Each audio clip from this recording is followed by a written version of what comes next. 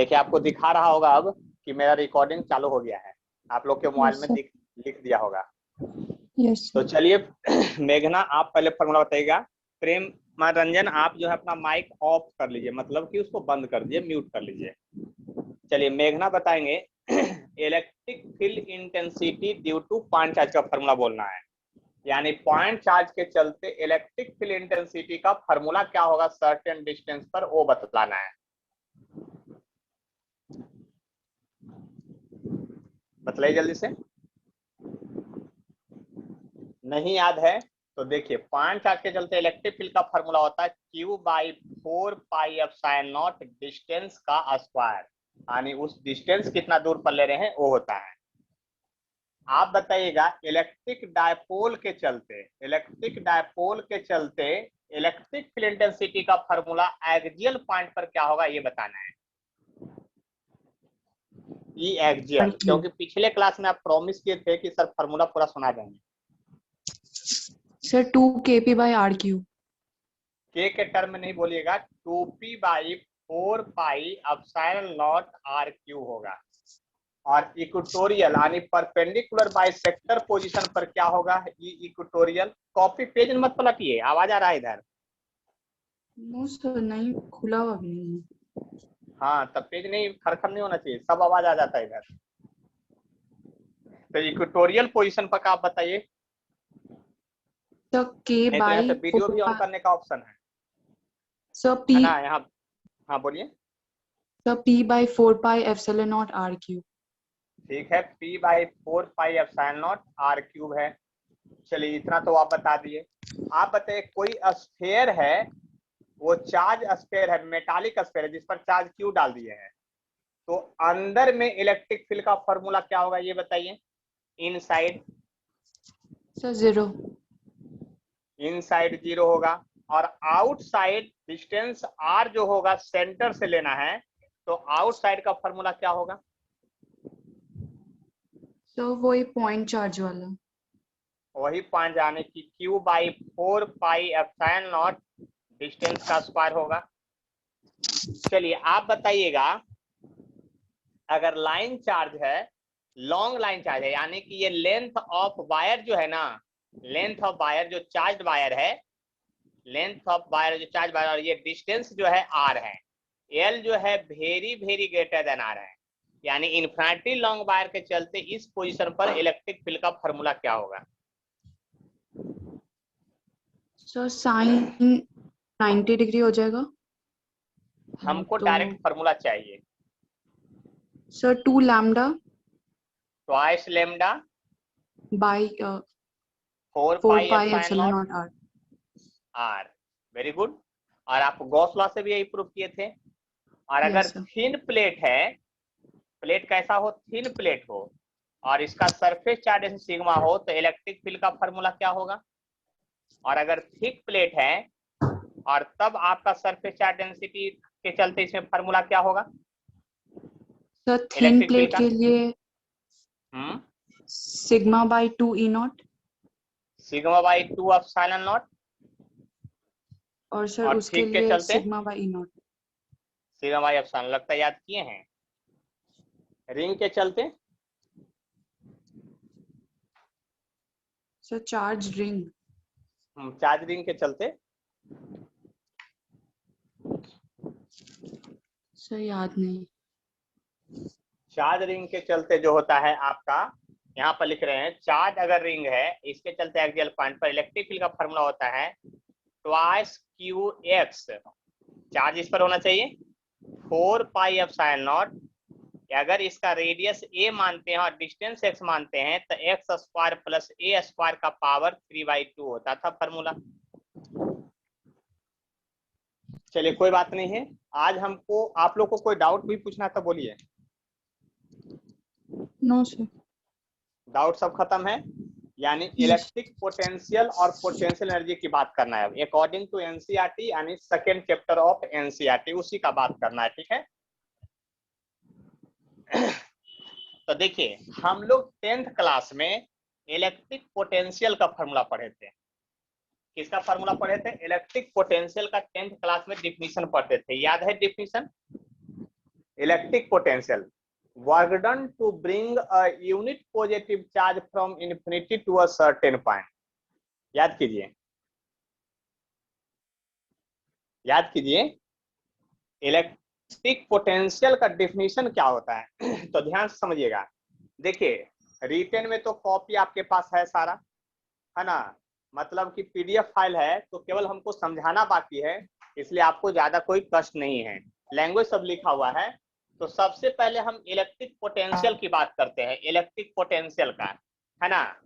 तो हम बात करते हैं, देखिए ध्यान से समझिएगा, electric potential energy, potential energy of two point charge, two point charge system के चलते, दो पॉइंट चार्ज सिस्टम के चलते हम जो है इलेक्ट्रिक पोटेंशियल एनर्जी निकालना चाहते हैं, दो पॉइंट चार्ज के चलते। तो इसमें से क्या कीजिएगा, सबसे पहले कंसेप्ट को समझिए, लैंग्वेज सब लिखा हुआ, पीडीएफ भेज देंगे, पीडीएफ सॉरी आप लोग के पास तो है ही। तो दो चार्ज लेना है, एक चार्ज Q1 होगा जो कि फिक्स्ड कर दीजिए, इसको फिक्स्ड कर दीजिए एकदम सर्टेन पॉइंट पर, मतलब ये हिल डुल नहीं सकता। एक दूसरा चार्ज लीजिए, इन्फिनिटी पर लीजिए, कितना डिस्टेंस पर, R जो है यहाँ पर इन्फिनिटी अनंत है, और यहाँ पर Q2 चार्ज है। अब देखिए, हम लोग जब भी पोटेंशियल एनर्जी का डेरिवेशन होता है ना, या पोटेंशियल का डेरिवेशन होता है, तो हम लोग ऐसे पॉइंट को चूज करते हैं जहां पर उसका इनिशियल वैल्यू 0 हो। क्या हो, इनिशियल वैल्यू 0। हम ऐसे पॉइंट को चूज करना चाहते हैं जहां पर इनिशियल वैल्यू क्या हो, आपका 0 हो। तो इनिशियल वैल्यू 0 चूज करने का रीजन ये है कि जो भी आंसर निकालेंगे डायरेक्ट वो आंसर हो जाता है, यानी कि हम लोग इन्फिनिटी से, तो इन्फिनिटी से दूसरा चार्ज को ला रहे हैं, किससे, एक एक्सटर्नल फोर्स के द्वारा। देखिए नाम बोल रहे हैं भी, एक्सटर्नल फोर्स के द्वारा, FEX मतलब एक्सटर्नल फोर्स के द्वारा उसको पुल किया जा रहा है, खींचा जा रहा है। जब एक्सटर्नल फोर्स के द्वारा उसको खींचेंगे, क्या करेंगे, एक्सटर्नल फोर्स के द्वारा उसको खींचेंगे, तब क्या होगा, उस बात को समझने की कोशिश करते हैं। देखिए गौर कीजिएगा, अगर एक्सटर्नल फोर्स है तो उसको पुल करेंगे, तो हम लोग पहले इन्फिनिटी पर क्यों रखे हैं, आप बताइए कि इन्फिनिटी पर इस दो चार्ज के बीच में फोर्स क्या होगा, यानी कि फोर्स बिटवीन टू चार्ज, जो इनिशियली जब चार्ज दोनों इन्फिनिटी पर रहेगा तो क्या होगा, आपका 0 होगा। यानी कि फोर्स बिटवीन टू चार्ज, यानी लिख रहे हैं फोर्स बिटवीन टू चार्ज क्या हो जाएगा आपका इनिशियली में, तो K मतलब वही K Q1 Q2 by distance का स्क्वायर, यानी 0। यानी दोनों चार्ज के बीच में फोर्स नहीं लग रहा है, कब, जब इन्फिनिटी पर है तब। अब इसको आप पुल कीजिएगा एक्सटर्नल फोर्स के द्वारा, तो अभी जब पुल कीजिएगा तो एक्सटर्नल फोर्स के द्वारा वर्क डन भी 0 होगा, तब तो कह सकते हैं that is work done, work done by external force. क्या होगा, एक्सटर्नल फोर्स जो होगा वो आपका 0 हो जाएगा, यानी work done due to external force आपका 0 हो जाएगा, क्योंकि अपोज करने वाला कोई नहीं है, यानी कि आपका ये 0 हो जाएगा। क्यों 0 होगा, तो क्योंकि आपको अपोज करने वाला कोई नहीं है, मतलब एक चार्ज यहाँ पर है और इसके अराउंड में दूसरा चार्ज जो इनफाइनाइट पर है, तो इसके चलते वर्क डन 0 हो गया। अब क्या कीजिए, एक्सटर्नल फोर्स के द्वारा स्लोली स्लोली एकदम धीरे धीरे चार्ज को हम Q1 की तरफ लाने लगे, किधर लाने लगे, Q1 की तरफ लाने लगे।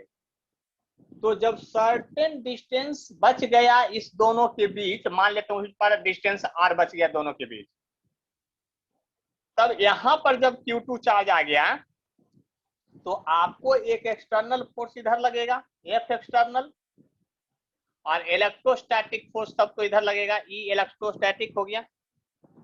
अब इलेक्ट्रोस्टैटिक फोर्स दोनों के बीच में डेवलप हो गया है, तब एक्स्ट्रा स्लोली पुल कर रहे हैं, कैसा, तो फॉर स्लोली मोशन या slowly pulling, for slowly pulling या स्लोली मोशन क्या होगा, मोशन की तरफ इधर आप पुल कर रहे हैं ना, तो मोशन की तरफ न्यूटन हो जाती है, मोशन की तरफ वाले फोर्स जो है माइनस ये मतलब electrostatic force equal to mass गुने 0, क्योंकि स्लोली मोशन में अल्सेशन नहीं होता है। यानी आप कह सकते हैं कि एक्सटर्नल फोर्स जो है वह इलेक्ट्रोस्टैटिक के बराबर हो गया मैग्नीट्यूड में। किसमें? मैग्नीट्यूड में। लेकिन अगर इस पर वेक्टर लगा दीजिएगा तो माइनस साइन आ जाएगा, क्योंकि जिधर इलेक्ट्रोस्टैटिक फोर्स है उसका उल्टा एक्सटर्नल फोर्स लग रहा है। इस बात को समझ लीजिए। यानी कि यहाँ पर हम लोग स्लोली मोशन क्यों करते हैं उसका रीजन समझ लीजिए। यानी कि आपको इन्फिनिटी से सर्टेन डिस्टेंस तक लाने में चार्ज को लाखों साल लग सकता है। वेरी स्लोली मोशन, जितना आप चाहते हैं उससे भी कम से कम मोशन में लेके जाना है, वेरी स्लोली मोशन। तो स्लोली मोशन का फायदा क्या हुआ आप समझिए। तो स्लोली मोशन का फायदा ये हो गया कि external force exact electrostatic force बराबर आ गया। कहिए कि अगर उससे ज्यादा मोशन में जाएंगे तब क्या होगा सर? तो बहुत बड़ा दुर्घटना हो जाएगा। क्यों? आप अपार्टमेंट में रहते होंगे या फिर ऊपर वाले सेकंड थर्ड फ्लोर पर रहते होंगे, ठीक है, सीढ़ी से ऊपर जा रहे हैं, सीढ़ी पर आराम से चढ़ते हैं कि दौड़ के चढ़ते हैं? बताइए जरा, बोलिए जल्दी से। क्या? तो कैसे भी? कैसे भी? आप दौड़ के हर बार चढ़िएगा तो देखते हैं कि आपको कितना मजा आता है ना। दौड़ के जाओ, 5 फ्लोर रहना चाहिए, तब मजा आ जाएगा। आराम से जाइएगा। क्यों? क्योंकि वर्क डन कम करना पड़ेगा। मतलब स्लोली मोशन में, जितना स्लो मोशन में जाइए उतना आपको कम वर्क डन करना पड़ेगा। जितना फास्ट में जाइएगा ना उतना ज्यादा आपको वर्क डन करना पड़ेगा। बस इस बात को समझ लीजिए अच्छी तरह से, अच्छी तरह से। तो हम वही कहना चाह रहे हैं। यानी कि स्लोली मोशन का फायदा ये हुआ कि आप जब छत पर चढ़ेंगे तो mg जितना फोर्स है ना लगा रहा है आपके वेट पर, आपके बॉडी का वेट पर जो mg फोर्स लग रहा है उसी के अपोज में सिर्फ मस्कुलर फोर्स लगेगा। लेकिन आप एक्सेलरेट करके चलिएगा तब क्या होगा, यहाँ m में भी वो आ जाएगा फोर्स, मास गुने एक्सेलरेशन, और तब एक्सटर्नल फोर्स क्या हो जाएगा, F मतलब mg प्लस m। तो आपको बताइए आपके बॉडी को ज्यादा वर्क करना पड़ेगा कि नहीं सेम ही डिस्टेंस तय करने के लिए? इसीलिए जब जब पोटेंशियल की बात होगी तब तब हम वहां से चलेंगे जहां से इनिशियल वैल्यू 0 हो। और दूसरा बात ये ध्यान रखेंगे कि क्वासी स्टैटिक मोशन भी इसको कहते हैं, वेरी स्लोली मोशन को क्वासी स्टैटिक मोशन भी कहते हैं। इस बात को समझने की कोशिश कीजिएगा, ठीक है। तो क्वासी स्टैटिक मोशन कहते हैं। तो ये हो गया। यानी कि यहां से आप लिख सकते हैं कि एक्सटर्नल फोर्स भी जो होगा ना minus Q1 Q2 by 4 pi epsilon not distance का स्क्वायर होगा। इतना बात तो समझ में आ गया होगा। देखिए ध्यान से, अब हम लोग निकालना चाहते हैं work done by external force, work done by external force to pull a charge Q2 from infinity to a certain point near charge Q1। इतना बड़ा लैंग्वेज बोल रहे हैं, लिखेंगे कुछ नहीं। हमने सीधा सीधा बात कहा कि एक्सटर्नल फोर्स के द्वारा टोटल वर्क डन कितना करना पड़ा हमको Q2 चार्ज को इन्फिनिटी से सर्टेन डिस्टेंस तक लाने में, किसके निकट में, Q1 का। तो वर्क डन का फॉर्मूला जो होता है आपको पता है, F एक्सटर्नल इनटू, अगर वेक्टर में दीजिए तब dx लिखिएगा ऐसे, या dr। क्यों dr? यहाँ r है डिस्प्लेसमेंट, इसीलिए dr। अगर वेक्टर फॉर्म में नहीं दीजिएगा तो f ex और dr और cos थीटा भी लगाना पड़ता है। पूरा कंसेप्ट के साथ समझने की कोशिश कीजिएगा। तो dw जो होगा आपका, अब देखिए जिधर आपका एक्सटर्नल फोर्स है उधर ही आप इसको पुल करके ले जा रहे हैं। दोनों का डायरेक्शन सेम हुआ। जब दोनों का डायरेक्शन सेम हुआ तो एंगल कितना हुआ, जल्दी से बोलिए। 0 डिग्री हुआ। तो पहले तो एक्सटर्नल फोर्स लिखिए। एक्सटर्नल फोर्स है minus Q1 Q2 by 4 pi epsilon not distance का स्क्वायर इनटू dr और cos 0 1 हो गया। तो नेट वर्क जब टोटल वर्क डन निकालिएगा तो इसको इंटीग्रेट कीजिएगा और जो कांस्टेंट है उसको बाहर ले लीजिएगा। Q1 Q2 by 4 pi epsilon naught, और इंटीग्रेशन में d r by r square बच गया। अब इस चार्ज को एक्सटर्नल फोर्स खींच के कहां से कहां तक ला रहा है, तो इन्फिनिटी से चला है और आर तक लाया है। इसी को इंटीग्रेट करेंगे। पहले इसको एक बार स्क्रीनशॉट लेना है, छोड़िए, आप लोग के तो पास नोट पीडीएफ भेज ही देंगे, है ना। तो देखिए बात समझ लीजिए अच्छी तरह से। तो इसको मिटा सकते हैं ना, कि कुछ पूछना है डाउट बोलिए इसमें। नहीं सर। इतना समझने में कोई दिक्कत है दोनों किन्हीं को? No sir, no sir. चलिए तो हम इसको थोड़ा सा मिटाते हैं और आगे फिर समझने की कोशिश करते हैं।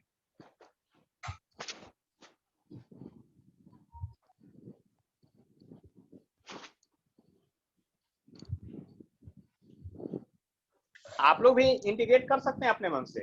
तो वर्क डन, जो टोटल वर्क हो गया, वो minus Q1 Q2 by 4 pi epsilon naught d r by r square का इंटीग्रेशन इन्फिनिटी से लेके आर तक। तो इंटीग्रेशन करने तो आता है आप लोग को, तो इंटीग्रेशन करने जब आता है तो minus Q1 Q2 by 4 pi epsilon naught r minus 2 + 1 minus 2 + 1 infinity से लेके आर तक कीजिएगा। इतना बात तो समझ में आता है आपको? जब इतना बात समझ में आता है तो ये माइनस आके इसको प्लस कर देगा, ये Q1 Q2 हो जाएगा बाई 4 पाई एप्सिलॉन नॉट हो जाएगा।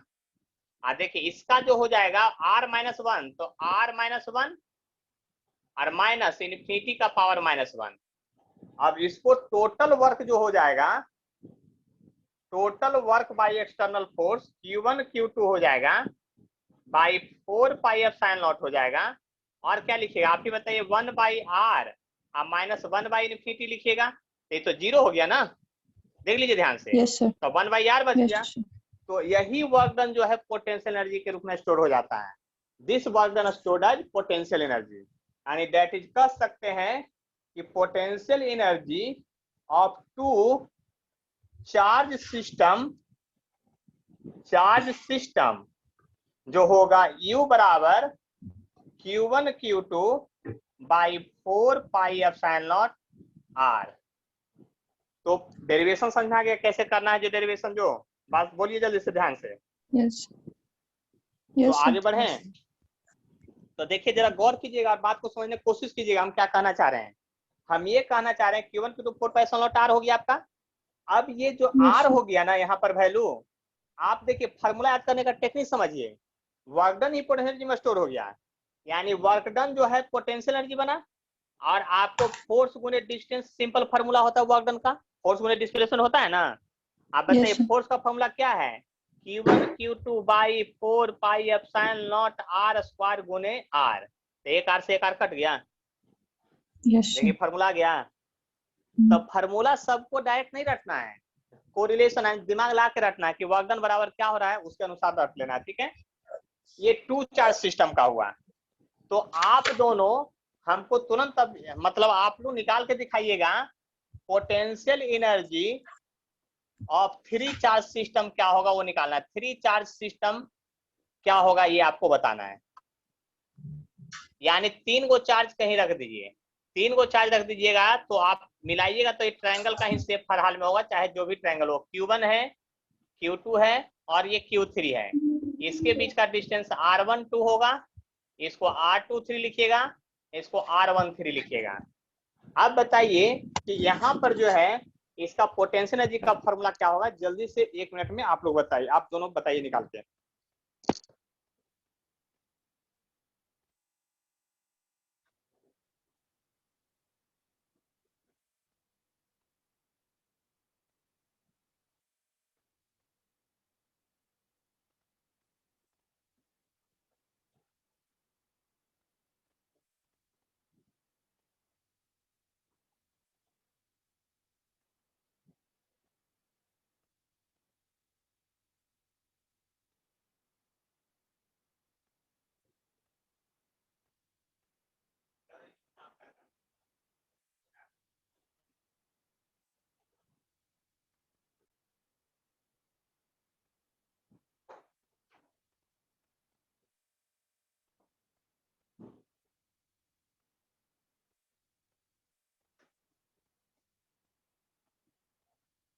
निकाल लिया आप दोनों?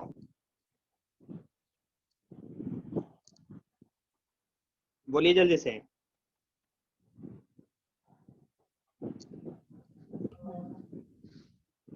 मेघना निकल गया?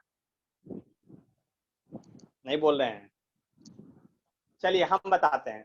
नहीं बोल रहे हैं तो देखिए ध्यान सुनिएगा। सबसे पहले एक और इम्पोर्टेंट पॉइंट आपको सुनना है, ध्यान से समझना है। जानते हो वो पॉइंट क्या है? वो पॉइंट आपका ये है कि चार्ज को हमेशा प्रॉपर साइन के साथ यूज कीजिएगा। प्रॉपर साइन मतलब अगर Q1 प्लस है, Q2 प्लस है, तो दोनों को प्लस प्लस में लेके गुना करना है। Q1 माइनस है, Q2 प्लस है, तो एक को माइनस लेना है, एक को प्लस लेना है। अगर दोनों माइनस है तो दोनों को माइनस लेकर के गुना भाग करना है। यानी कि पोटेंशियल हो या पोटेंशियल एनर्जी हो, charge always use with proper sign. याद रखिएगा, charge always use with proper sign. Proper sign के साथ ही चार्ज को यूज करना है एट एनी कंडीशन। बस इतना ही याद रखिए आप, है ना, उससे ज्यादा मत भूलिए। ठीक है, तो आगे बढ़े। चार्ज ऑलवेज यूज विथ क्या? Proper sign. प्रॉपर साइन के साथ यूज करना है, इस बात को समझ लीजिए अच्छी तरह से। ठीक है, तो आगे बढ़े। देखिए, तो आगे बढ़ते हैं और बात को समझने की कोशिश करते हैं कि आखिर क्या है जो। ठीक है, potential energy of three charge system. Three charge system का पोटेंशियल एनर्जी निकाल रहे हैं। ठीक है, तो देखिए थ्री चार्ज सिस्टम के चलते जो पोटेंशियल एनर्जी निकालेंगे तो क्या होगा। देखिए, दो चार्ज के चलते एक पेयर बनता है, यानी टोटल पोटेंशियल जो सिस्टम का होगा 1 2 चार्ज के चलते होगा, 1 2 के चलते होगा, 1 3 के चलते होगा और 2 3 के चलते होगा। यानी तीन चार्ज रहेगा तो देखिए दो चार्ज के चलते एक पेयर बना और तीन चार्ज के चलते तीन पेयर बना। तो potential energy of 4 charge system क्या होगा।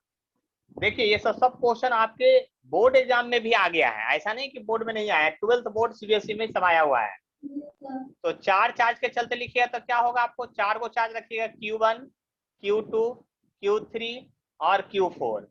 डिस्टेंस आप ले सकते हैं नेमिंग उसी तरह से, लेकिन चार चार्ज के चलते जो होगा वो 6 पेयर होगा। 1 2 होगा, 2 3 होगा, 3 4 होगा, 1 4 होगा, 2 4 होगा और फिर होगा आपका कितना, आपका 1 3 होगा। यानी कि कितना होगा, देख लीजिए ध्यान से। यानी कि अगर आप मैथ पढ़ते हैं तो NC2 का फॉर्मूला लग रहा है। अब बायोलॉजी पढ़ते हैं तो मत जानिए, बायोलॉजी वाले में नीट तक में क्वेश्चन कहीं भी पूछेगा तो 3 से ज्यादा नहीं पूछेगा। कौन क्या क्या पूछेगा, एक 2 चार्ज वाला, एक 3 चार्ज वाला, देख लीजिए ध्यान से, और एक 4 चार्ज वाला पूछेगा। तो 3 के चलते 3 पेयर, 4 के चलते 6 पेयर। चलिए मैथ इसमें से कौन पढ़ते हैं ये बताइए आप लोग, उनसे कुछ पूछेंगे। जल्दी से माइक ऑन कीजिए तब ना हमको पता चलेगा। Yes sir. आप मैथ पढ़ते हैं, बताइए 2C2 का वैल्यू क्या होता है ये बताइए। 1 और 3C2 का, 3 और 4C2 का, 4C2 हाँ 4C2, 6 और 5C2 10। वही वाला चीज तो यहाँ लग रहा है, 2 का पेयर ले रहे हैं और आर्टिकल आपका जो है 4 है, तो 4 के चलते 6, 3 के चलते 3 और 2 के चलते 1 आया था। तो उनको भी समझा दीजिएगा कैसे आएगा जो। अब 5 के चलते 10 आएगा, तो 5 चार्ज कहीं रखिएगा तो 6 को ये हो गया, 4 को और बढ़ जाएगा। ये को कहीं रखिएगा तो इसके चलते इसके चलते इसके चलते इसके चलते 4 को और बढ़ेगा ना, तो इसलिए होगा।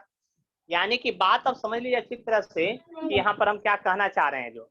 ठीक है, लेकिन अब इसका क्वेश्चन कैसे आएगा आपके एग्जाम में वो भी तो समझना है। आपका क्वेश्चन क्या होगा इसको भी बात समझना अच्छी तरह से।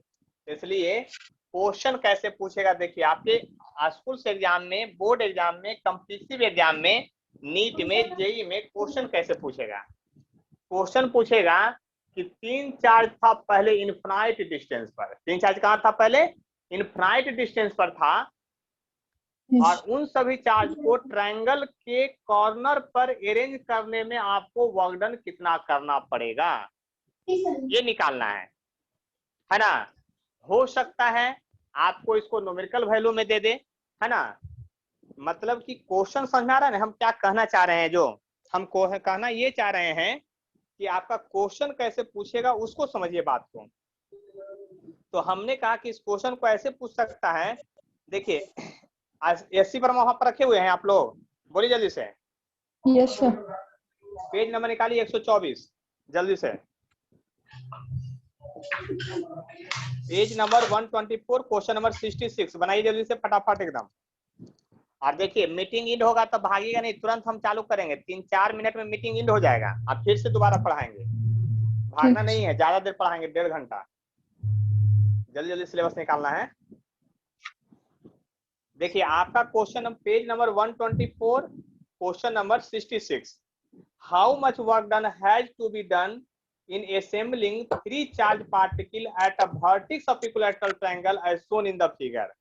यानी कि shown in the figure दिया हुआ है, यानी एक यहाँ मतलब SC Verma second part page number कितना 124, पेज नंबर 124 क्वेश्चन नंबर जो है आपका कितना है 66 है। क्वेश्चन में एक फिगर दिए रखा है इस तरह से, और इक्विलैटरल ट्रायंगल इसको कह रहा है, और साइड जो है आपका ए बराबर 10 सेंटीमीटर दिया है इक्विलैटरल ट्रायंगल में। और देखिए 3 चार्ज को असेंबलेज करना, पहले इनफाइनाइट डिस्टेंस पर था। एक चार्ज यहाँ पर दिया हुआ 2 × 10⁻⁵ कूलम दिया हुआ है। यहाँ पर जो चार्ज दिया 3 × 10⁻⁵ कूलम दिया हुआ है। और यहाँ पर जो दिया है 4 × 10⁻⁵ कूलम दिया हुआ है चार्ज। इतना चार्ज तीनों वर्टेक्स पर लाके अरेंज करना है, यानी पहले तीनों चार्ज इनफाइनाइट पर था। इसको अरेंज करने में आपको वर्क डन कितना करना पड़ा ये बताइए। तो जरा गौर से देखिएगा और समझने की कोशिश कीजिएगा। वर्क डन का जो फॉर्मूला होता है ना, वर्क डन बराबर जो 11th क्लास से पढ़ते आ रहे हैं, change in potential energy, change in potential energy, change in potential energy. एकदम इस बात को ये रामबाण है, इसको याद करना पड़ेगा।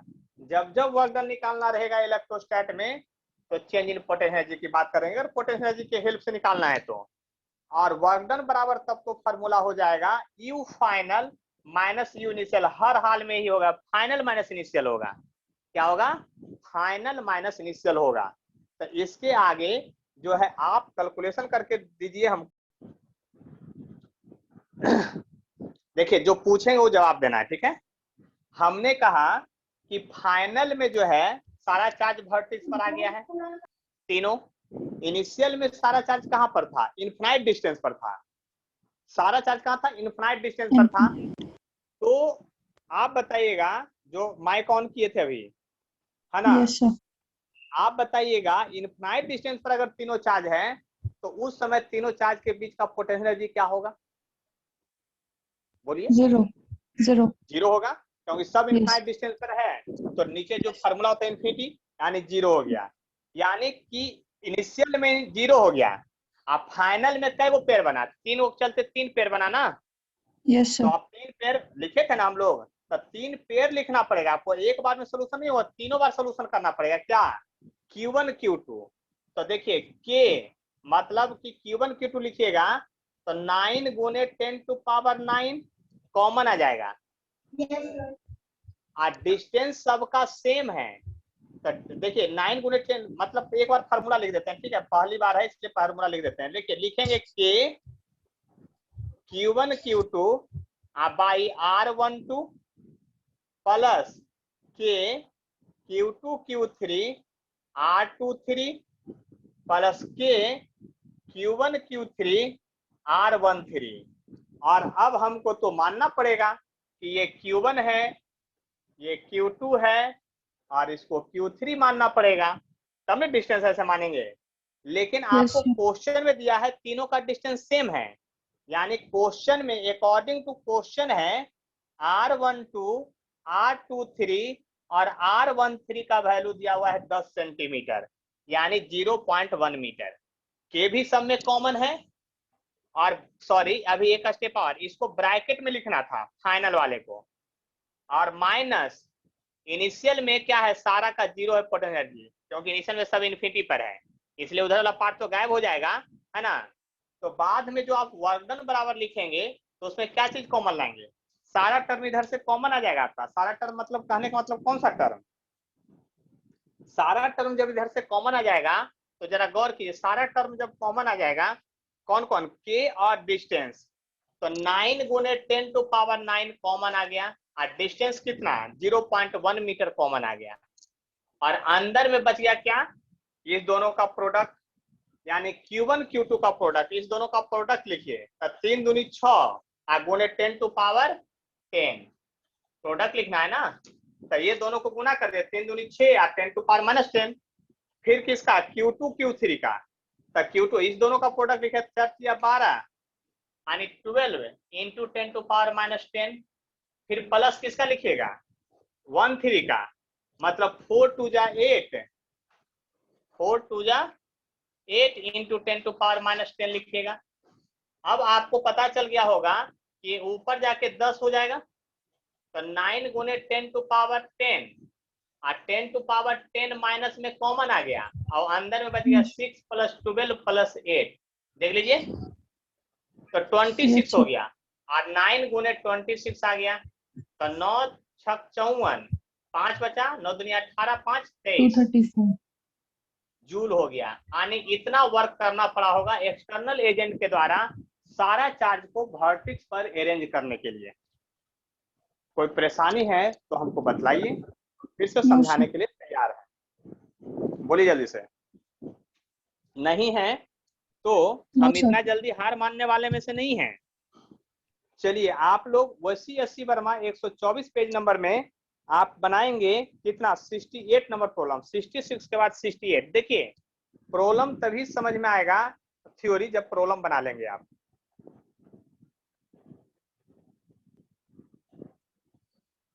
देखिए क्वेश्चन को तो जरूर एक बार पढ़ लिए हैं आप। कहता है क्वेश्चन में, ये ऐसे वाला का जो क्वेश्चन है इसमें 68 नंबर में क्या कर रहा है, दो चार्ज है, दोनों का चार्ज सेम है, दोनों का मास सेम है, दोनों को शुरुआत में 10 सेंटीमीटर की दूरी पर रखा गया है। कितना दूरी पर रखा गया है आपका, 10 सेंटीमीटर की दूरी पर रखा गया है, ऐसा क्वेश्चन में कर रहा है आपको, 10 सेंटीमीटर की दूरी पर रखा गया है। अब कहता है इसको फ्रीली छोड़ दीजिएगा, और स्मूथ सरफेस है, ये सरफेस कैसा है, स्मूथ है, और इसको फ्रीली छोड़ दीजिएगा, तो दोनों के बीच जो है आपको रिपल्सन का फोर्स लगेगा, यानी ये इस पर फोर्स इधर लगेगा, force on second charge due to first, और इस पर फोर्स लगेगा force on first due to second. और आपको पता है कि दोनों पर फोर्स का अमाउंट भी सेम होगा, क्योंकि दो चार्ज के बीच में ऑलवेज फोर्स जो होता है क्या होता है आपका, हर हाल में सेम होता है। तो छोड़ दीजिएगा तो दोनों पर फोर्स उल्टा लगेगा, क्योंकि सेम चार्ज है। अब दोनों इन्फिनिटी की ओर बढ़ने लगेगा, तो कहता इन्फिनिटी पर जब चला गया या लार्ज सेपरेशन हो गया तो दोनों का वेलोसिटी क्या है ये बताइए। तो जानते हैं इसमें 11th क्लास का वर्क पावर एनर्जी का थ्योरम लगेगा। हम क्या बोले, इलेक्ट्रोस्टैट पढ़िएगा तो आपको सारा चैप्टर में तो घुमा देगा धीरे धीरे, है ना। तो वर्क पावर एनर्जी का क्या लगेगा, थ्योरम लगेगा आपको, कि पहले इसके पास कौन सा एनर्जी है, यानी total by conservation of energy, यानी बाई वर्क पावर एनर्जी, या by conservation of total mechanical energy, by conservation of total mechanical energy, TME, total mechanical energy की बात कर रहे हैं। तो टोटल मैकेनिकल एनर्जी फाइनल में क्या होगा, टोटल मैकेनिकल एनर्जी इनिशियल में। अब मैकेनिकल एनर्जी में क्या होता है, पोटेंशियल प्लस काइनेटिक एनर्जी होता है। Yes sir. और conservation of total mechanical energy लगाते कब हैं, जब आपका कंजर्वेटिव फोर्स हो। और कंजर्वेटिव फोर्स मतलब इलेक्ट्रोस्टैटिक कंजर्वेटिव है, ग्रेविटेशनल कंजर्वेटिव है, न्यूक्लियर कंजर्वेटिव है, यानी ये सब कंजर्वेटिव फोर्स के केस में ही ये सब लगता है। तो आप बात समझ चुके होंगे। तो इसका मतलब टोटल मैकेनिकल एनर्जी फाइनल में क्या होगा, आप बताइए। जब इनफिनाइट पर चला जाएगा दोनों चार्ज, तो दोनों के बीच का पोटेंशियल एनर्जी लिखेंगे पहले। तो इनफाइनाइट में चला जाएगा तो पोटेंशियल एनर्जी कैसे लिखेंगे, K Q1 Q2 by distance यानी इन्फिनिटी, क्योंकि इनफाइनाइट पर चला गया, लार्ज डिस्टेंस पर चला गया। और फाइनल में क्या होगा, दोनों का काइनेटिक एनर्जी भी होगा क्योंकि मोशन में होगा दोनों, तो हाफ m v स्क्वायर या v1 स्क्वायर लिख सकते हैं, ऐसे हाफ m v2 का स्क्वायर। दोनों का वेलोसिटी हमको अलग अलग भी मान, लेकिन दोनों का वेलोसिटी सेम होगा। क्यों सेम होगा, क्योंकि दोनों का चार्ज सेम है, दोनों का मास सेम है, तो दोनों पर जो है आपका फोर्स सेम होगा। अब फोर्स सेम होगा तो ऐसे, लेकिन हम अलग अलग मान लिए हैं अभी। और इनिशियल में क्या है, इनिशियल में है कि Q1 Q2 by distance R भी है आपका दिया हुआ इनिशियल में, लेकिन काइनेटिक एनर्जी नहीं है। दोनों पार्टिकल पहले रेस्ट में है, रेस्ट में पकड़े हुए थे, तब छोड़े तब दूर भाग रहा है। बताइए ये बात समझ में आया कि नहीं आपको अभी तक, यहाँ बोलिए जल्दी से। तो जब समझ में आ गया तो हमको तो ये भी प्रूफ करना पड़ेगा कि V1 बराबर ही V2 होगा। तब फोर्स ऑन बोथ पार्टिकल जो है सेम है, यानी फोर्स ऑन बोथ पार्टिकल जो है इज सेम। और जब फोर्स सेम होगा तो एक्सेलरेशन भी सेम होगा, और सर्टेन टाइम टी के बाद v बराबर u प्लस के टी लगाएगा तो इसलिए वेलोसिटी भी सेम होगा। दैट इज आप कह सकते हैं यहां से, या यहाँ दो चीज से निकलता है, या फिर निकाल सकते हैं कंजर्वेशन ऑफ मोमेंटम से, कंजर्वेशन ऑफ मोमेंटम से भी निकाल सकते हैं। दोनों पर फोर्स सेम है, उससे भी निकल, that is velocity of both particle is same, ऐसे भी लिख सकते हैं आप सिंपली जब सेम है तो, या by conservation of linear momentum. आप बताइए P फाइनल बराबर P इनिशियल लिखिएगा, तो इनिशियल में दोनों पार्टिकल रेस्ट में था, m1 गुने 0 और m2 गुने भी 0 था, दोनों रेस्ट में था। फाइनल में दोनों का मास सेम ही है, m गुने 0 m गुने 0 का लग दिया फाइनल में, तब v1 और m v2 होगा। अब देखिए यहां से आ गया v1 बराबर माइनस v2, लेकिन मैग्नीट्यूड तो दोनों का सेम है ना, डायरेक्शन तो सिर्फ बता रहा है कि दोनों उल्टा जा रहा है, यानी कि दोनों का वेलोसिटी सेम है, तो दोनों का वेलोसिटी ये 0 हो गया, अब वेलोसिटी भी सेम है, तो half m v square equal to final में आ गया आपका K Q1 Q2 by R। यहां तक समझ में आ गया बात, बोल दिए ध्यान से। अब आप दोनों को जोड़िएगा तो m v स्क्वायर आ गया इक्वल टू, इसका वैल्यू पुट कीजिए 9 गुने 10 टू पावर 9, और चार्ज दोनों का वैल्यू सेम था 2 गुने 10 to power minus 4, 2 into 10 to power minus 4 और 2 इंटू 10 टू पावर माइनस 4, ये हो गया। तो v बराबर क्या लिखिएगा, अंडर रूट में ले जाइएगा तो कितना ले जाइएगा, 2 दूनी 4 यानी 36, और 4 दूनी 8 और 1 यानी 10 बच गया, और डिवाइड बाई मास कितना था, 10 टू पावर माइनस 2 था, तो 10 टू पावर माइनस 2 था, देख लिए ध्यान से, ये चला जाएगा ऊपर 10 टू पावर माइनस 3 हो जाएगा, यानी कि आप लिखिएगा v बराबर, तो कितना हो जाएगा, देखिए ये 3 0 हो जाएगा तो 2 0 निकालिएगा तो 60 और रूट 10 आ जाएगा। रूट 10 का वैल्यू होता है 3.16 होता है, ये बात याद रखिएगा। तो 3.16 होता है तो 60 इंटू 3.16 लिखिएगा।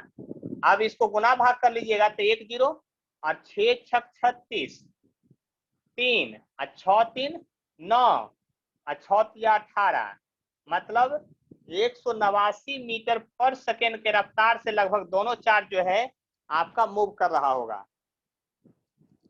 अब बताइए अगर कोई कष्ट है तो देख लिए ध्यान से,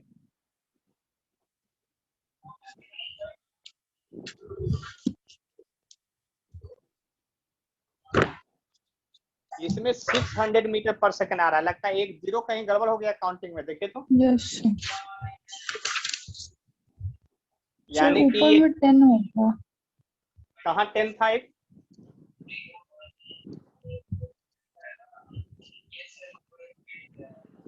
देख लीजिए ध्यान से, कहीं गड़बड़ नहीं हुआ है, ऐसे तो गड़बड़ नहीं होना चाहिए। mv² तो हो गया mv² बराबर कि 9 गुना 10 to power 2 into 10 to power -4 2 into 36 हो गया, 10 हो गया, 10 हो गया। आइए ऊपर चला गया, फिर 2 ही जीरो ना। अच्छा मास कितना था ये देख लीजिए एक बार। मास 10 ग्राम है कि 1 ग्राम? 10 ग्राम। 10 ग्राम। 10 ग्राम को तो 10 टू पावर -2 ही केजी लिखेंगे, तो 10 टू पावर -2 ही केजी आएगा, तो ऊपर जाके तो 1000 हो जाएगा ये, ठीक तो है। यस। यानी कि लगता है कि 1 ग्राम हो सकता है, मास 1 लिखा हुआ होगा, तब आ जाएगा आंसर। 1 ग्राम रहेगा तो 4 जीरो हो जाएगा ऊपर जाकर के, 3 1 4, और 4 जीरो का 2 निकलेगा तब 600 आएगा। उसको 1 ग्राम कर लीजिए, इसका मतलब 10 ग्राम नहीं होगा, वो 1 ग्राम होगा। ऐसे ही बनाया हुआ सही है, ठीक है।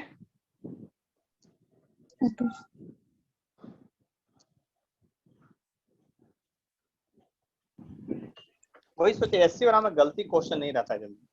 तो यहाँ पर देखिए क्या छूट गया था आपका, यहाँ पर छूट गया था ये आर का वैल्यू जो 10 सेंटीमीटर था, यहाँ 10 सेंटीमीटर लिखाएगा, ये पॉइंट 1 रहेगा। तो अब हो गया क्या, ऊपर जाके 10 टू पावर 4 हो गया, यानी v बराबर आपको आ गया अंडर रूट में कितना आ गया आपका 36 गुने 10 टू पावर 4 हो गया, यानी कि v बराबर आ गया 600 मीटर पर सेकेंड आ गया रफ्तार।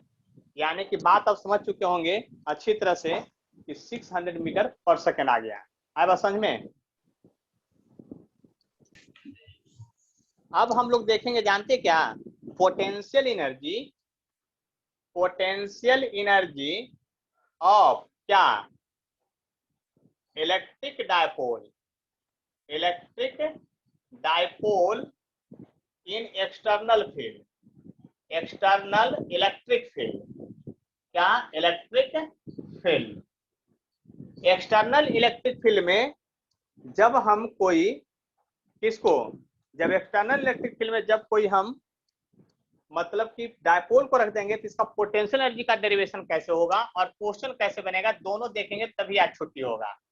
दोनों देख लेंगे अच्छा से, बस इतनी समझ लीजिए, ठीक है।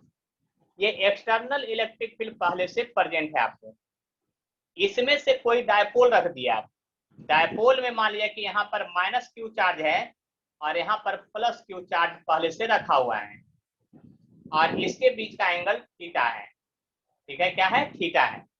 अब जब इसको आप छोड़िएगा तो इस पर टॉर्क लगेगा, और टॉर्क का फॉर्मूला हम लोग पहले डिराइव कर चुके हैं। तो टॉर्क लगेगा तो क्या होगा, इसको इधर लाने की कोशिश करेगा, लेकिन अपने मोशन के कारण ये आगे बढ़ जाता था। एसएचएम का भी फॉर्मूला डिराइव किया इसके पहले चैप्टर में, और एसएचएम करता था। तो आप जानते हैं, क्या जानते हैं, सबसे पहले पॉइंट लिखिए, वी नो डैट, आप क्या जानते हैं, टॉर्क ऑन इलेक्ट्रिक डायपोल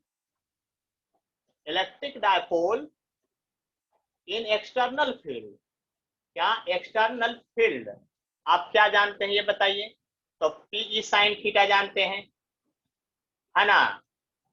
और फिर वही बात करना है कि स्लोली जब मोशन से घुमाइएगा, स्लोली धीरे धीरे घुमाइएगा, तो एक्सटर्नल टॉर्क जो होगा वो इस टॉर्क के बराबर होगा।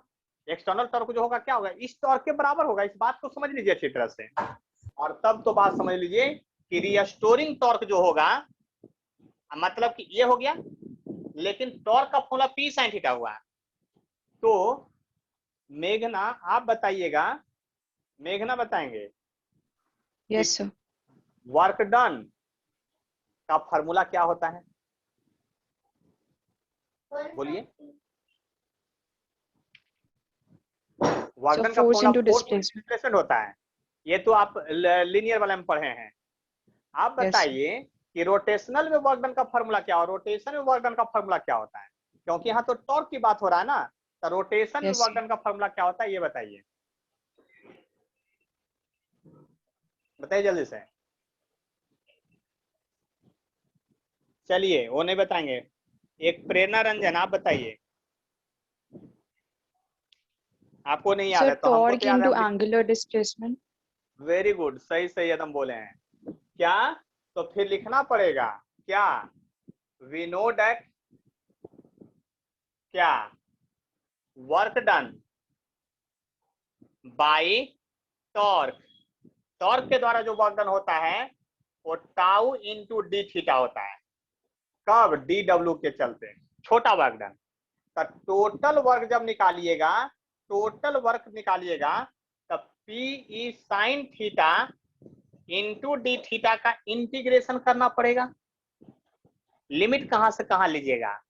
तो अभी बोले थे पोटेंशियल एनर्जी यानी वर्क डन में लिमिट हम वहां से चालू करते हैं जहां से इनिशियल वैल्यू 0 मिले। बात समझ में आया हम क्या बोलना चाह रहे हैं जो? तो yes, आप लोग बताइएगा कि यहाँ पर हम कहाँ चालू करेंगे। तो हम तो पहले Q1 सॉरी θ1 से θ2 तक हम कर रहे हैं इंटीग्रेट। तो वर्क डन बराबर जो आ जाएगा आपका P कॉमन आ जाएगा और साइन का इंटीग्रेशन होता है माइनस कॉस थीटा और हो जाएगा θ1 से लेके θ2 तक। बस इतना सोच लीजिए और माइनस साइन बाहर निकाल लेंगे तो वर्क डन का जो फॉर्मूला हो जाएगा, वर्क का फॉर्मूला माइनस P हो जाएगा और हो जाएगा cos θ2 माइनस cos θ1 हो जाएगा। This work stored as potential energy. This work क्या स्टोर एज पोटेंशियल एनर्जी, ये पोटेंशियल एनर्जी में, यानी पोटेंशियल एनर्जी का जो फॉर्मूला होगा electric dipole in external field minus PE cos θ2 minus cos θ1। NCERT book वहां रखे हुए होंगे आप। तो एनसीईआरटी बुक में देखिए लिखा हुआ है एक पैराग्राफ में, जहां पर इसका डेरिवेशन कर रहा है ना, वहां पर लिखा for natural choice. Natural choice का मतलब क्या? साइंटिस्टों के द्वारा माना जाता है कि हम लोग चलना वहां से शुरुआत करेंगे जहां से इनिशियल वैल्यू 0 हो। जहां से क्या हो? इनिशियल वैल्यू 0 हो। तो आप बताइए θ2 और θ1, तो एक तो इसमें 2 पॉइंट हुआ क्योंकि एंगल में तो ज्यादा एंगल जा नहीं सकते हैं। एक एंगल हो गया क्या? थीटा, यहाँ पर जाइएगा तो एक्सिस के अलॉन्ग। तो देखिए डायपोल, देखिए ये एंगल किसके किसके बीच का है? थीटा जो है वो एंगल है किसके किसके बीच का? Angle between electric dipole moment and electric field के बीच का एंगल है। तो इलेक्ट्रिक डायपोल मोमेंट निगेटिव से पॉजिटिव होता है, तो निगेटिव से पॉजिटिव इलेक्ट्रिक डायपोल मोमेंट है और इलेक्ट्रिक फील्ड उसके बीच का एंगल है। जब इस पोजीशन पर चले जाइएगा इलेक्ट्रिक फील्ड के लाइन में, तब थीटा हो जाएगा 0 डिग्री, और जब इसके परपेंडिकुलर बाइसेक्टर में चले जाएगा तब थीटा हो जाएगा 90 डिग्री। तो आप बताइए शुरुआत कहां से करेंगे, 0 डिग्री से कि 90 डिग्री से? ये बताइए, अब बोलिए जल्दी से। 0। फिर धोखा खा गए आप जबरदस्त तरीके से। cos 0 1 होता है। हमने कहा कि वहां से चलिए जहां से वैल्यू 0 मिले, तो 0 डिग्री चलिए तो वैल्यू मैक्सिमम मिल जाएगा। cos में फॉर्मूला आया हुआ है, तो 90 डिग्री चलिएगा। इसीलिए एनसीईआरटी में लिखा है for natural choice θ1 equal to 90 degree then θ2 equal to theta. यानी तब एनसीईआरटी लिखा है for natural choice, natural choice है ना, θ1 equal to 90 degree then θ2 equal to theta. और तब तो 90 0 हो जाएगा और आपको हो जाएगा u बराबर माइनस पीई कॉस थीटा, यानी u बराबर minus P dot E. Formula अच्छे से याद रखिएगा। हम पूछेंगे potential energy of electric dipole, potential energy of electric dipole, potential energy of electric dipole in external field क्या होगा? तो माइनस पी डॉट ई या माइनस पी कॉस थीटा। कोई परेशानी है तो बतलाइए हमको। एक बार अगर स्क्रीनशॉट भी लेना है तो ले सकते हैं।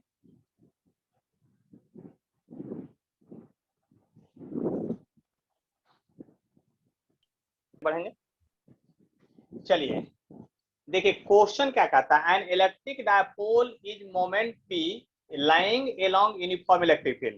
यानी क्वेश्चन का सॉल्यूशन अगर शुरुआत करते हैं समझ के साथ, तो एक इलेक्ट्रिक फील्ड का डायरेक्शन बता दीजिए आप कि ई है, इसका वैल्यू, इसके एलोंग एक डायपोल को रख दीजिए। डायपोल एलोंग रखने का मतलब जानते क्या हुआ? नेगेटिव चार्ज वाले को इधर रखिए, आप पॉजिटिव चार्ज वाले को इधर। कहीं सर उल्टा नहीं रख सकते हैं? तो बिल्कुल नहीं, उल्टा में नहीं होगा। क्यों? डायपोल मोमेंट का भी डायरेक्शन उधर ही है। तब क्वेश्चन में कहा गया an electric dipole of moment P is laying along uniform electric field. इसका मतलब हुआ कि डायपोल मोमेंट का डायरेक्शन और इलेक्ट्रिक फील्ड का डायरेक्शन दोनों एक तरफ है। तो डायपोल मोमेंट का डायरेक्शन किधर से किधर होता है, निगेटिव से पॉजिटिव की ओर होता है, इसीलिए उसके तरफ रखे। कंसेप्ट को समझ करके क्वेश्चन बनाना है। अब कहता है इसको 90 डिग्री से रोटेट कराइए, क्लॉकवाइज या एंटी क्लॉकवाइज जो आपको इच्छा है। तो हम इधर की ओर रोटेट करा रहे हैं 90 डिग्री से, तो 90 डिग्री से रोटेट कराएंगे तो अब जो डायपोल है ऐसे आ जाएगा ये। अब डायपोल फाइनल में ऐसे आ जाएगा, माइनस क्यू प्लस क्यू ऐसे हो जाएगा, तब ना 90 डिग्री से रोटेट करेगा। इसको 90 डिग्री से रोटेट, तो वर्क डन निकालना है। तो देखिए वर्क डन का एक ही कंसेप्ट होता है ऑलवेज, हम बार बार करें, वर्क डन का एक ही कंसेप्ट होता है, you final minus U initial होता है, बस इतना ही होता है। वर्क डन का और दूसरा कोई कंसेप्ट नहीं होता है। जब पोटेंशियल एनर्जी की बात करते हैं, ये 11 से पढ़ते आ रहे हैं, तो यू फाइनल, तो पोटेंशियल एनर्जी का फॉर्मूला होता है माइनस पीई कॉस थीटा। तब फाइनल में थीटा कितना, तब फाइनल में रोटेट करके गए हैं 90 डिग्री पर, यानी 90 डिग्री रोटेट आप किए, क्वेश्चन में दिया, लेकिन हम वो 90 डिग्री नहीं ले रहे हैं, हम ये ले रहे हैं कि इलेक्ट्रिक फील्ड और डायपोल मोमेंट के बीच का एंगल 90 डिग्री है। और ब्रैकेट बंद, माइनस क्या इनिशियल में, तो माइनस पीई कॉस 0 डिग्री। क्यों, क्योंकि पहले जो था डायपोल मोमेंट का डायरेक्शन और इलेक्ट्रिक फील्ड का डायरेक्शन सेम था, इसीलिए 0 डिग्री लिखे हैं। अब फार्मूला था माइनस पी कॉस थीटा, यानी कि कंसेप्ट को एकदम क्लियरली समझ के बनाइए क्वेश्चन। तो कॉस 90 तो 0 होता है, ये पार्ट पूरा 0 हो गया, माइनस ये देखिए ये 0, कॉस 0 का वैल्यू 1 होता है, इसलिए माइनस पीई ऐसा आ गया, तब प्लस हो जाएगा, यानी कि पीई हो जाएगा आंसर आपका। आया समझ में? इसी तरह से बनाए थे कि दूसरी तरह से डायरेक्ट निकाल दिए थे फर्स्ट से। Sir direct sir u is equals to minus P cos theta उसी पर रख दिए थे, तो जाएगा तो 0 आंसर आ जाएगा। यस नो सर, कैसे कॉस 90 0 नहीं होता है? Yes sir yes sir yes sir yes sir 0 तो आएगा। देख रहे ना, छोटे छोटे कंसेप्ट को भी बहुत अच्छे से समझना होता है, तो इसलिए डायरेक्ट नहीं रख सकते? नहीं, बिल्कुल नहीं। वर्क डन जब भी निकालना रहे तो इसको मत भूलिएगा आपका इलेक्ट्रोस्टैट और मैग्नेटिज्म में, क्योंकि पोटेंशियल एनर्जी की बात करेगा। अगर आप डायरेक्ट बना दिए तो आप गए। एक ही कंसेप्ट, वर्क डन बराबर चेंज इन पोटेंशियल एनर्जी, क्योंकि पोटेंशियल एनर्जी की बात कर रहा है तब, क्योंकि आपको इलेक्ट्रोस्टैट में जनरली पोटेंशियल एनर्जी और पोटेंशियल की ही बात करेगा। देखिए नोट पॉइंट में और हम एक दो पॉइंट बता रहे हैं, क्योंकि आपके पास मात्र 2 मिनट बाकी है 80 मिनट पढ़ाने में, यानी 2 में। तो देखिए वर्क डन का फॉर्मूला जो होता है आपका you final minus U initial होता है, और पोटेंशियल एनर्जी यानी पोटेंशियल का फॉर्मूला होता है वर्क डन बाई चार्ज या पोटेंशियल बाई चार्ज होता है ऐसा। तो यू बराबर क्यू भी लिख सकते हैं और वर्क डन बराबर क्यू गुने भी लिख सकते हैं, अगले क्लास में ये सब पढ़ाएंगे। तो इसको जब पुट कीजिएगा तो वर्क डन का फॉर्मूला जो होगा you final minus U initial लिखिएगा, तो क्यू गुने भी लिखिएगा, तो क्यू तो कॉमन आ जाएगा, और क्यू जब कॉमन आ जाएगा तब भी फाइनल माइनस भी इनिशियल, ये भी वो फार्मूला होगा। यानी कि वर्क डन का फार्मूला में डायरेक्ट कोई फार्मूला डायरेक्ट यूज नहीं करेंगे, नहीं तो आपके साथ जबरदस्त धोखा हो सकता है।